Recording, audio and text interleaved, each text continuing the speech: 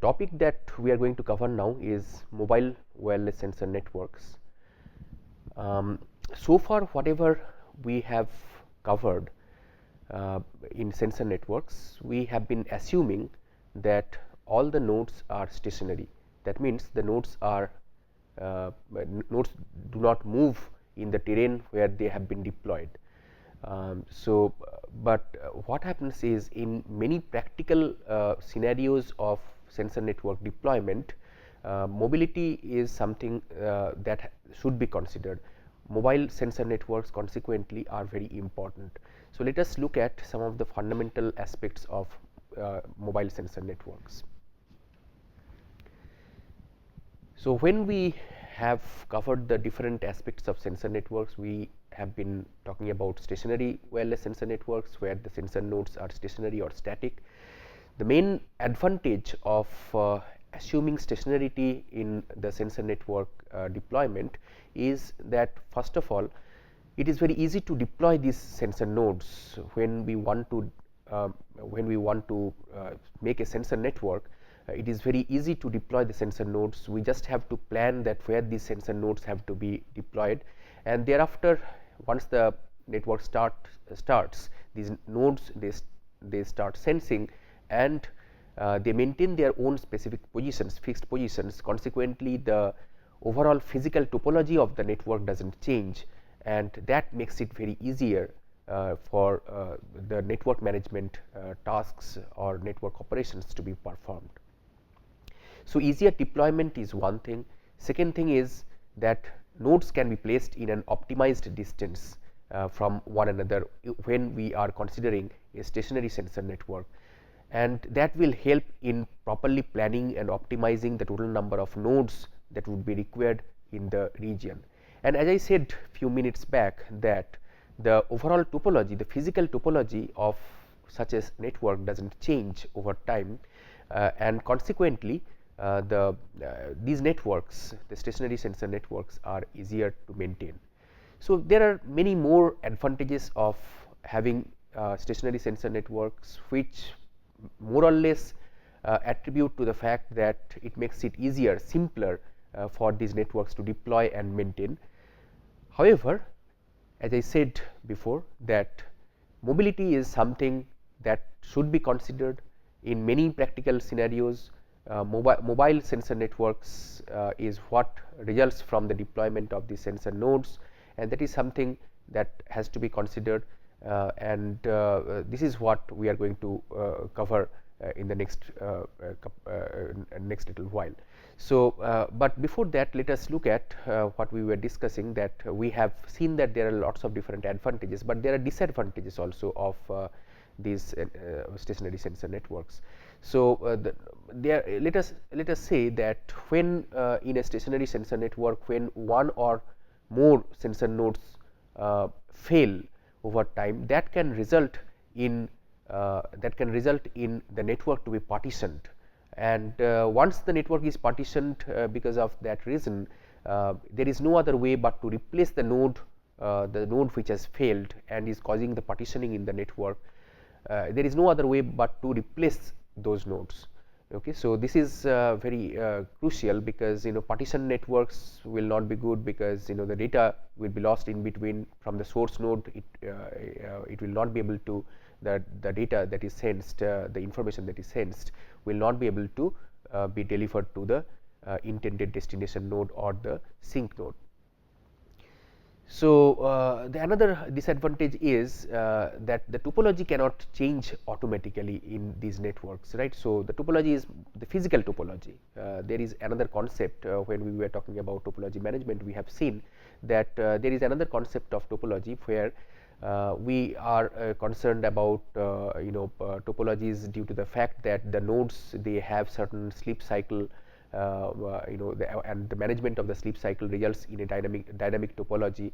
Similarly, clustering leads to dynamic topology and so on. So, we are not talking about that, we are talking about the physical topology. So, once the nodes are deployed in the region of interest, the physical topology does not change. So, that makes it very simpler, but that is a disadvantage as well, right. So, that is a disadvantage. So, let us look ahead further. So, let us now consider a stationary deployment of sensor nodes as shown. So, here we have a fully connected network of nodes, but what happens is the red color nodes basically they depict scenarios of failure. So, this node is a point of failure, could be a point of failure, and this node could be a point of failure, and if that happens, so if these nodes fail for one reason or another, maybe battery is depleted in these nodes because of which they cannot function any further, or maybe some hardware software component has failed because of which these nodes are not able to operate any further.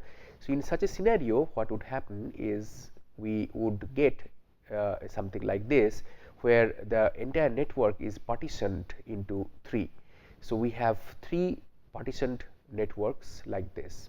So, this is one partition, this is the second partition, and this is the third partition, and this is not very desirable, right.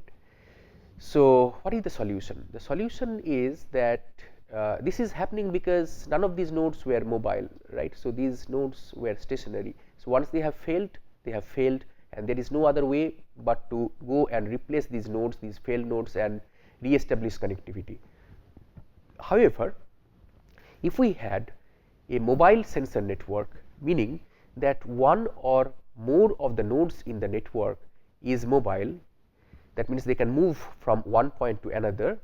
So, in such a case, what would have been done is some nodes could have gone and they could have taken the position of the failed nodes and would have in turn helped these disconnected partitions to reconnect back again. So, mobility has lot of advantages. This is one advantage, that overall there could be dynamism in the topology of the network that could be established, and because of which because of the dynamism in the topology, by virtue of the movement of the different nodes, one would be able to maintain connectivity between the different nodes in the network, end-to-end connectivity between the different nodes in the network, resulting in improved improved performance and reduced downtime of the network. So, when we talk about mobile sensor network, what we are talking about is trying to fuse the concepts of mobile ad hoc networks that we have learned before, along with the sensor networks, the stationary sensor networks, the concepts. The first part of this course, in the first part we had talked about mobile ad hoc networks. So, there the nodes were all mobile. So, let us say that if we are talking about our cell phones or laptops, PDAs, etc., forming an ad hoc network. So, there the nodes are inherently mobile. So, we basically take the ideas from these mobile ad hoc networks, and also we take the ideas from the stationary wireless sensor networks, and we fuse them together in order to form the mobile sensor networks. So, and by doing that, what we are doing is we are also inheriting the properties of both MANETs and sensor networks, stationary sensor networks, properties like infrastructurelessness that we had seen of MANETs, properties like the self-chop properties like self-healing, self-configuring, self-optimizing, self-protecting, and so on. So, these self behaviors we inherit in the mobile sensor networks, plus we also inherit the properties of stationary sensor networks, where except the stationarity part. So, where basically we are talking about having large number of different sensor nodes which are individually physically sensing the phenomena that are occurring around them individually, and collaborating with one another to send the sensed information from the source from the point of source of sensing to the intended destination, or typically the sink node or the base station, right. So, we basically fuse these two concepts. So, this is what is pictorially depicted over here. So, we have the properties of MANETs plus wireless sensor networks, the stationary ones, to give us the properties of the mobile wireless sensor networks. So, when we talk about mobile wireless sensor networks, so there are different sorts of mobilities that can happen. So, in a in any wireless sensor network, we have broadly two types of nodes. One is the regular sensor nodes, and the other one is the sync node. Additionally, in a mobile sensor network, we could have another node which is called the data mule. So, the task of the data mule is basically to physically collect the data from a particular node and go and give it or deliver it to another node, from one node to another, physically transferring the data. That is done by the data mules. So, a data mule could be some sort of a robotic device, for instance, which will come in close proximity of a node which is stationary and collect the data, and then it will move itself and go to the intended node where it has to dump the data to, and then the data will be transferred to that intended node. So, let us take one by one. So, what we have three classes of nodes now in mobile sensor networks. One is the regular sensor nodes, which basically sense the environment, which are tasked to sense the environment around them or the physical phenomena that are occurring around them. So, we have, this is the first class. The second class is the intended destination node, which we refer to as the sync node, and the third in mobile sensor networks specifically is the data mules. So, let us look at the components of mobility and the different scenarios that arise due to the mobility of each of these classes of nodes.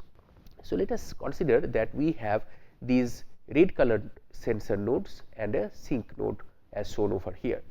So, let us say that these nodes, they are sensing the physical phenomena of the environment, physical parameters of the environment around them.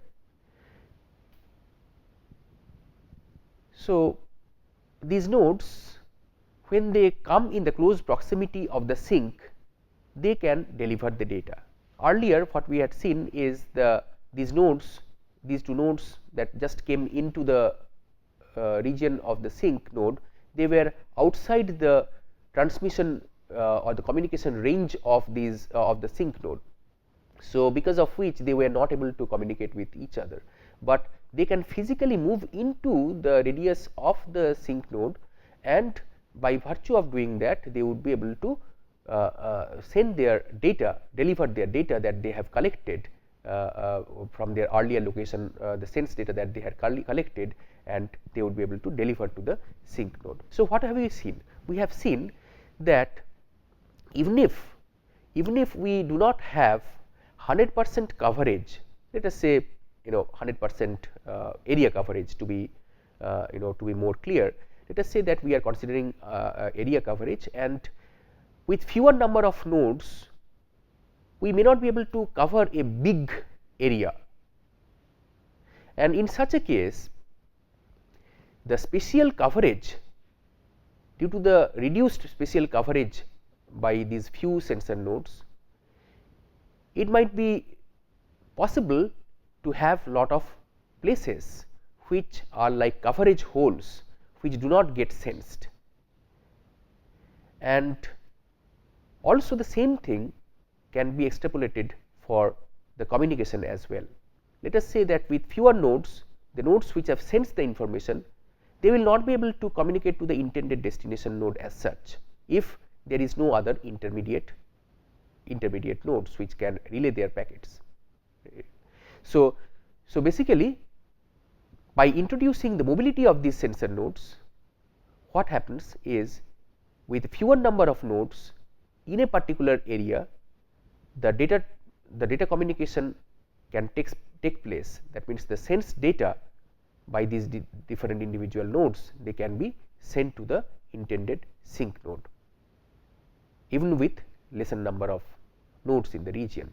So, both with respect to sensing as well as with respect to communication, with fewer number of nodes, by adding mobility to these nodes, you can have a spatio-temporal coverage, not just spatial coverage. Spatial coverage is difficult with fewer number of nodes, but with respect to time, the trajectories of these nodes can be planned in such a way that spatio-temporally you can get better coverage. Okay. So, this is the whole idea of adding mobility to the different sensor nodes. Let us now go back and look at another scenario. So, this is what I just told you, that these nodes, they come in close proximity with each other, and not each other, but with the sink, and they deliver the data to the sink node. Let us now consider the different scenario where the sink is mobile. Sink is mobile. So, the sink node, basically what it does is it moves and collects data from the sensor nodes. Okay. In the earlier case, we had seen that the sink was stationary, the sensor nodes were mobile. So, once they have sensed, they would come in close proximity of the sink node, if that was not already the case, and then they would transfer the data that they had sensed. Now, in this particular case, what we see is we have the sink node which will be mobile, and the other nodes are stationary. So, what this sink node is going to do is it is going to physically come closer in the close proximity of each of the stationary red colored sensor nodes, and then it would collect the data that has been sensed by each of these nodes. So, let us look at this figure in order to understand this concept better. So, you see how the sink node changed its position, original position, came in the close proximity of one of these sensor nodes, the red colored sensor node, and then it would get the data like this. The same thing is going to repeat now. The sink node goes to another node, sensor node, gets the data from that sensor node, it moves again, and so on. It continues with the same operation. So, it will go, I mean, whoever are the intended sensor nodes, it is going to come in close proximity with those sensor nodes, and the sink is going to get all the data. Now, the third category of mobile nodes in mobile sensor networks is the data mule, which I spoke about earlier. So, here basically a mobile data mule is just a mobile entity, and as the name says that this entity basically collects the data from the sensor nodes and goes to the sink and delivers the collected data from these different sensor nodes. So, like this. So, this let us say that this is the data mule. So, you see how it goes to the different sensor nodes, and then it will go to the sink node and deliver the data that has been collected from each of these red colored regular sensor nodes in the network.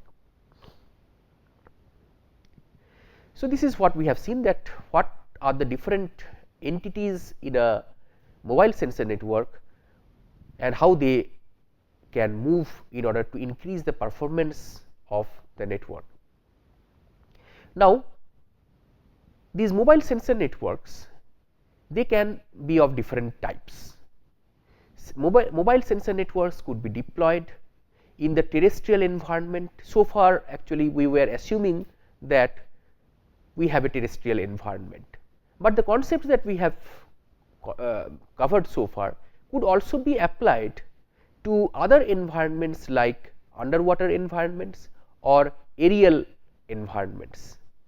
So, essentially we could have terrestrial mobile sensor networks, we could have underwater mobile sensor networks, and we could have aerial sensor networks, mobile sensor networks.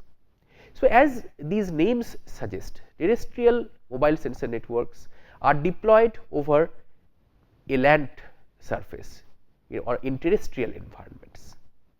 And again, so it could so happen that so essentially what would happen is you have some robotic devices like this which would be moving in the terrain, and they would be collecting data or they would be transferring data depending on their roles, and by virtue of doing all these different things, they would be the overall communication is going to sustain.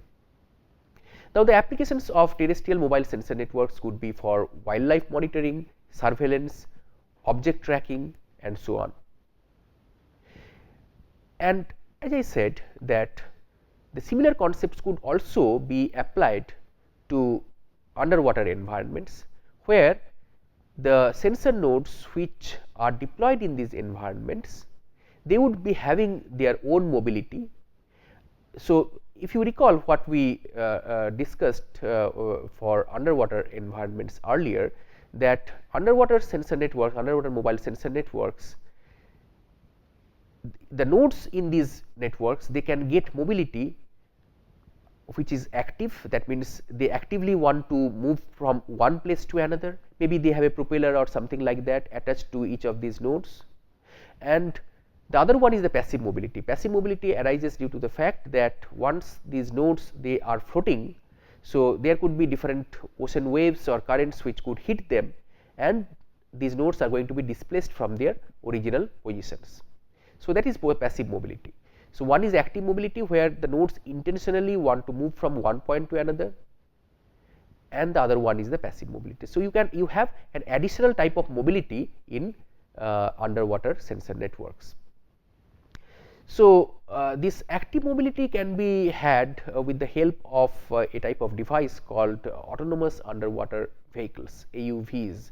AUVs basically can also act like sensor nodes in these environments, along with there could be other floating sensor nodes like our our regular sensor node, the terrestrial ones. You have some kind of you attach them to some kind of a buoy or something like some other flotational device, and because of which these nodes they are going to float, right. So, these floating nodes they could be transferring the data to the autonomous underwater vehicles, AUVs, or even the AUVs could also be sending data that the different sensors in these AUVs have sensed, and together you can have a mobile underwater sensor network.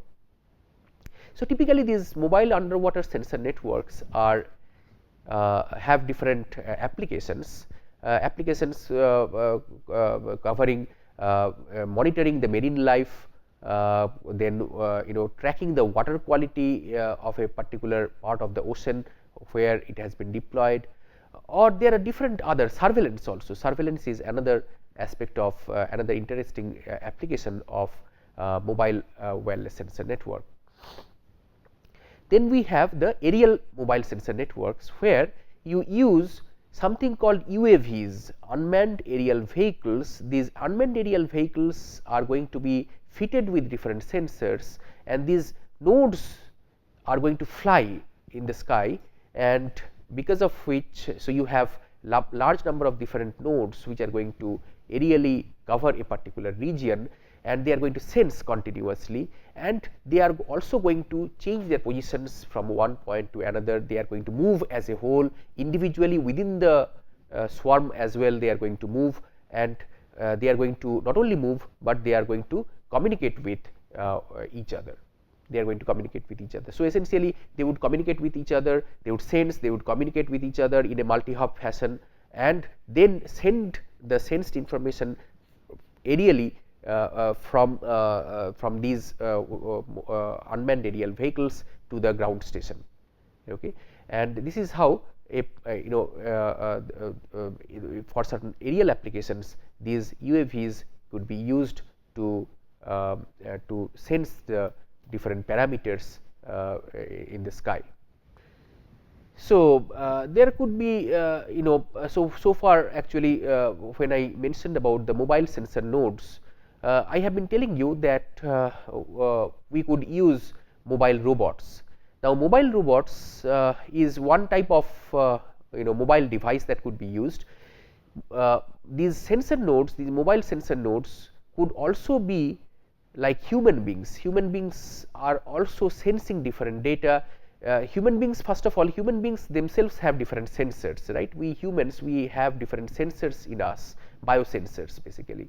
So, not only that, additionally we carry mobile phones with us, because of which these mobile phones are fitted with different sensors, and these sensors would in turn become mobile by virtue of our mobility, and that makes us one of the entities that could be used for mobility in mobility of nodes in these networks. And third is the vehicles could also be mobile. So, if you have sensors fitted to these vehicles because of by virtue of their motion, the sensors would also be mobile. The sensors which are fitted to these are also going to be mobile. So, these mobile sensors in these vehicles, they are going to sense the different data for which they have been deployed, and then the data are going to be sent to the roadside units, something called the roadside units. In vehicular communication, this terminology is used. Roadside units are basically like sort of like base stations along the road. So, if you have a stretch of road where the vehicle moves, so along the stretch of road you have some posts which are called roadside units, which are like multiple base stations where the data that are sensed by these vehicles are going to be sent directly to, and these are along the roadside. So, that is why they are called as the roadside units or the RSUs. Now, the other forms of mobility because of vehicles or because of mobile robots is something that can be imagined quite easily, that could be understood quite easily.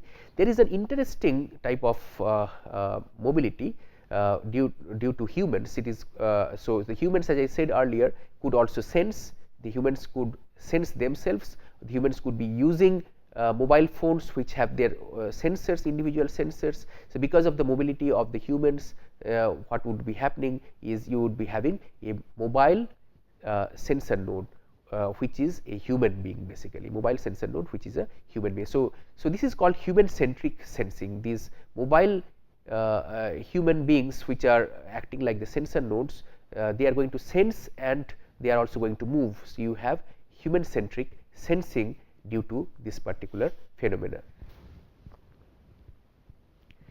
So, this is something that I have already mentioned. These current day smartphones, PDAs, etc., are equipped with lot of different sensors, accelerometers, gyroscope, etc. So, and also due to the miniaturization and proliferation of these devices, the smartphones, etc., currently almost everybody has a smartphone nowadays.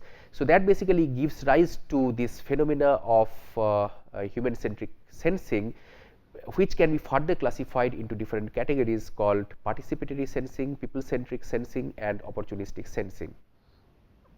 So, basically as the human beings carrying these devices are moving around, the sensors that are embedded in them, they are going to record their readings that they are supposed to that they are supposed to read, and then these sensed readings are then going to be transmitted further, right. So, this is what happens in human centric sensing.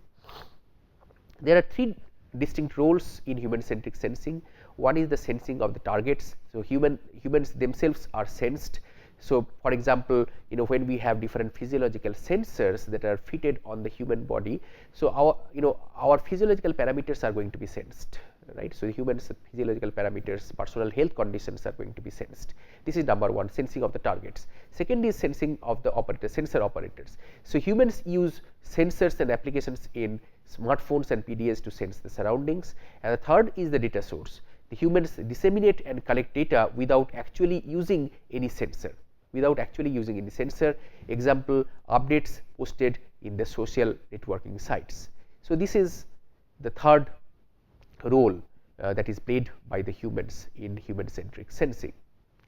And the challenges in human centric sensing are that first of all, the energy comes back once again. So, the energy of the devices are very limited, and participants, which participants are going to be selected for forming the network, that is a very important challenge, right. So, who are going to participate in the network, that is a very important challenge.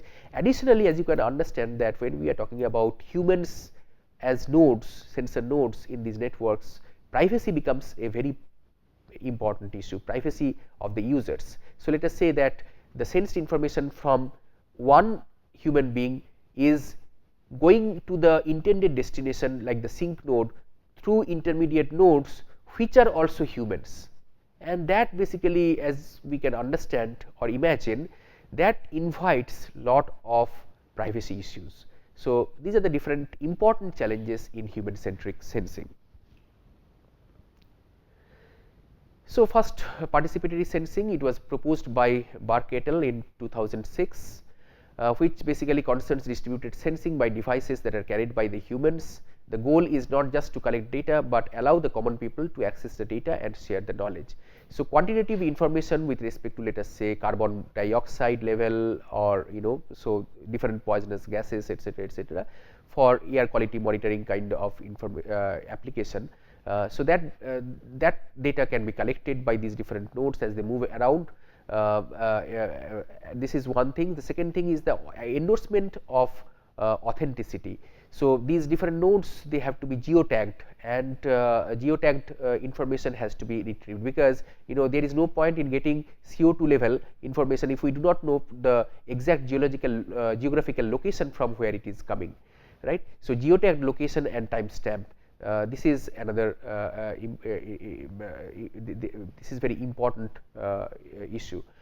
So, what we have is, how do we know that it is coming, the data is coming from an authentic source, not only authentic source, but the geotagged information, that means the exact geographical location that is coming is the correct one. How do we know that? So, these are the different challenges with respect to the collected data. There are two projects. One is the MetroSense project, which was proposed by Campbell et al. On this human centric sensing in urban environments, and which basically leverages opportunistic sensing.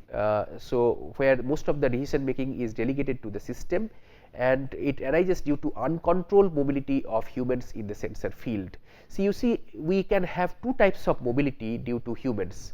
One is the uncontrolled mobility, that means the human beings, they can be moving all around, you do not know, it is unpredictable that how this human being is going to move, right. So, that is not only human beings, but uncontrolled mobility can scenarios like this can happen with other animals as well. As the animals move, we do not know that where the animal is going to move at the next instant of time, right. So, this is uncontrolled mobility. The other one is controlled mobility.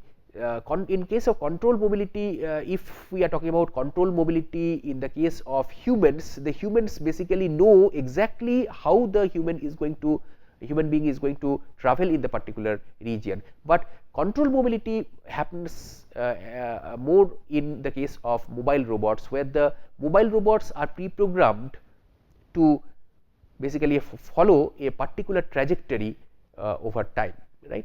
So, that is controlled mobility, and uncontrolled mobility is more common in the case of human beings, other animals, and so on. But as I also said, that controlled mobility is also possible with humans, and humans particularly. So, human beings, if they know exactly, and if they declare the trajectory that they are going to take, and that can be controlled, let us say that somebody verbally informs that, okay, this is the next direction that you have to take. So, that becomes a controlled mobility even with humans. So, the last thing that we are going to cover is the delay tolerant networks, where in these networks there is lack of end to end communication paths, there is high latency, and the channel has asymmetric data rates, and the channel is typically very much error prone. So, wireless sensor networks and mobile wireless sensor networks, they typically assume the availability of end to end paths between the sensor nodes and the base station. But we have seen earlier that data mules can be used, and as such, in sensor networks belonging to this category in general, delay tolerant kind of environments is going to arise. Delay tolerant wireless sensor networks are going to arise, because there may not be end to end connectivity between the different nodes in such a network. The data mules, they are going to come in the close proximity of the different nodes, and then the data that has been buffered in each of these nodes, that data is going to be dumped into the data mule. The data mule is going to move to the next node, keep on collecting, moving, and so on until it comes in close proximity of the sync node to deliver the information. So, as we have seen that these kind of scenarios are basically delay tolerant kind of scenarios. So, delay tolerant means that there is as such no end to end connectivity between the sensor nodes and the sync node, but these nodes, they are not going to drop the packets immediately, but they are going to buffer the information, the sensed information that they have for certain duration of time, until there is some node which comes in close proximity with them, and they can deliver that sensed data that they have in their buffer.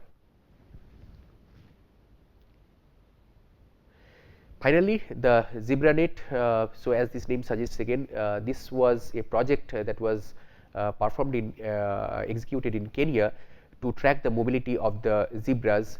And the zebras in this particular project, in their collars, they were fitted with GPSs, and the requirement was to retrieve data from these zebras as the zebras were moving around, how they move, basically to understand their mobility, etc., etc.